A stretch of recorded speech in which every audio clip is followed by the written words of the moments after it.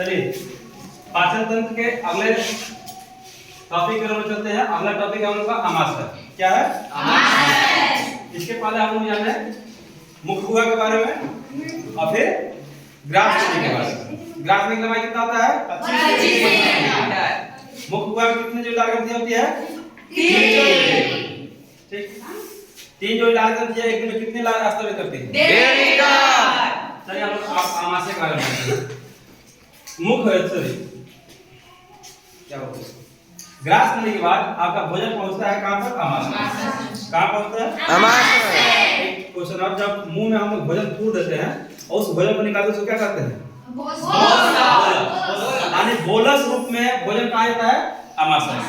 किस रूप में? बोलस।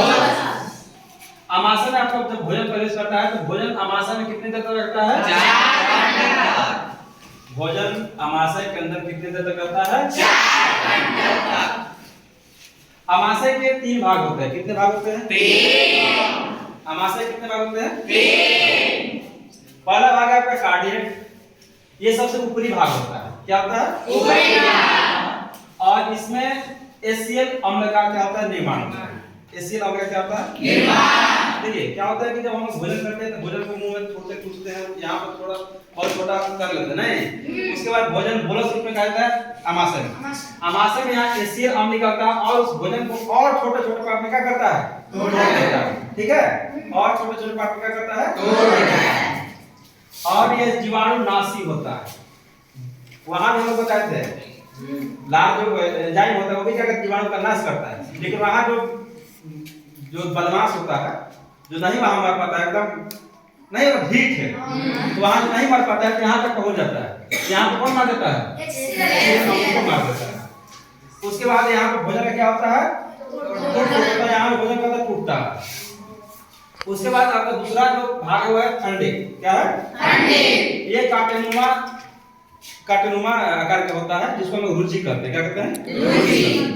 भोजन को रोक कर रखता है। ये भोजन क्या करता है? रोक कर रखता है।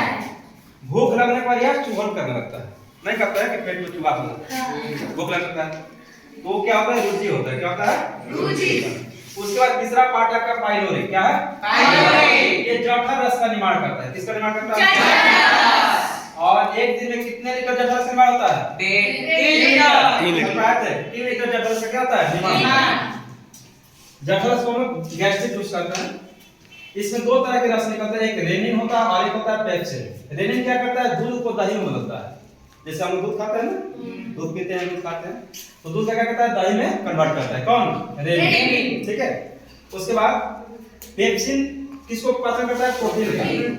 पेप्सिन किसका पाचन करता है? प्रोटीन। और प्रोटीन को किसमें बदलता है? ठीक है। देखिए प्रोटीन का पाचन कहां से हुआ? आमाशय में। आमाशय यहाँ पे प्रोटीन को किसने बदल दिया? पेट में। आगे हम जानेंगे कि प्रोटीन के कारण कहां पाचन होता है। उसके बाद अब जो एसिड अम्ल होता है ये बहुत खतरनाक होता है। ये शरीर को भी क्या करता है? जला देता है। तो ये पेट के परत को मतलब आमाशय के परत को क्यों नहीं जला पाता है? तो आमाशय की जो परत होती है वो म्यूकोसा का बना होता है। किसका होता है? म्यूकोसा। इसका जो लेयर होता है किसका होता है? म्यूकोसा। और म्यूकोसा जो होता है वो क्षार होता है। क्या होता है? क्षार। तो अम्ल और क्षार का क्या होता है? न्यूट्रल हो जाता है। क्या होता है?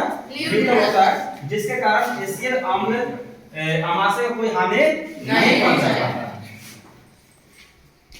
जब भोजन मुख से आमाशय तक में जाता है तो उसे हम क्या कहते हैं? बोलस। उसे कहते हैं बोलस। और जब भोजन आमाशय से छोटी आंत में प्रवेश करता है तो उसको हम कहते हैं काई। क्या कहते हैं? काई। ठीक है। उसके बाद हम लोग जानेंगे कि आगे जब भोजन जाएगा तो उसको हम किस नाम से जानेंगे, तो उसको हम अगले वीडियो में देखेंगे।